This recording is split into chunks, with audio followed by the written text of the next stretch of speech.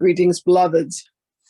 Beloveds, that which you refer to as your life, as your existence, as your multitude of incarnations, which the memories of which are stored in this existence that is known as the Akashic. Understand that what this all is, and beloveds, what you all are energy that has a way of transforming itself, an energy that has the capability and the option, shall we say, of moving you from one seeming dimension of existence to another. And yet you are so attached to what it is that is happening in this particular dynamic that you have forgotten to allow yourself the expansion of knowing that you can draw upon aspects of yourselves and aspects of your consciousness from any of the dimensions that you are currently inhabiting. So if you find that you have difficulty or having challenges in a particular dynamic in your existence, merely go within, beloveds, and ask to speak to an aspect of yourself that has gained mastery in this area, and then bring that information back to what you consider to be this moment of now, and you will suddenly find that you have resolution. Beloved, this is what has been done by many inventors who have allowed themselves to travel through the space and time dimension that is connected to the mind. You can bring forth an aspect of you that is already doing well in this dynamic. And if you indeed find that there is a situation that is too much for you to handle, you can portion that out to another. This has been investigated by many of you here. This has been a co-creation, if you will, with your highest selves.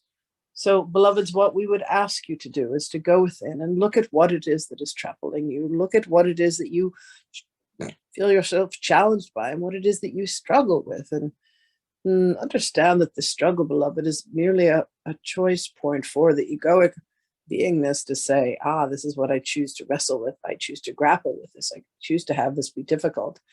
Beloveds, the degrees of difficulty that you have brought to yourselves are indeed of your own making in your creation. You can have life be as seemingly easy as a tree that has buds that come upon its branches and its limbs, and then the leaves come, and then it makes its way through the season, and then it allows the leaves to turn all of the magnificent and brilliant colors that it does, and then the leaves will fall and the tree will seemingly go into hibernation. This is what occurs for you through each incarnational cycle. Now, beloveds, if you wish to live an existence of perpetual green, if you wish to live an existence of what always seems to be the spring of your heart and of your mind and of your life, you must do one thing and one thing only, beloveds, and that is be willing to give up the struggle.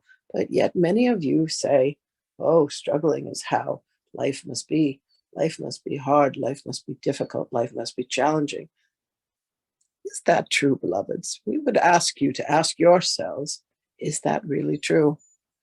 What if it could be a life filled with grace? What if it could be a life filled with the simple action of breathing and allowing everything else that comes to occur to be exactly as it was meant to be through soul contract and negotiations?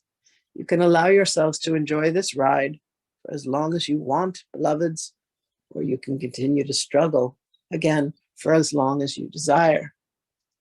The choice is yours. Always. There are no victims, ever. You are victim to one thing and one thing only, and that is the moment in which you are choosing to forget that you are love, and you are light, and you are creativity.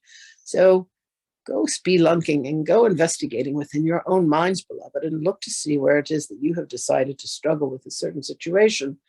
And if there is truly the willingness to surrender this, allow yourselves to go within and say, I could use some help.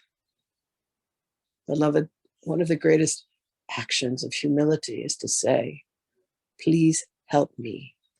And you would not believe the multitude of beings that are going to rush forth to say, What about this option? And what about that? We love you so dearly.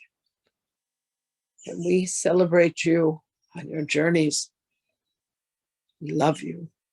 We always will. Greetings and salutations, beloveds.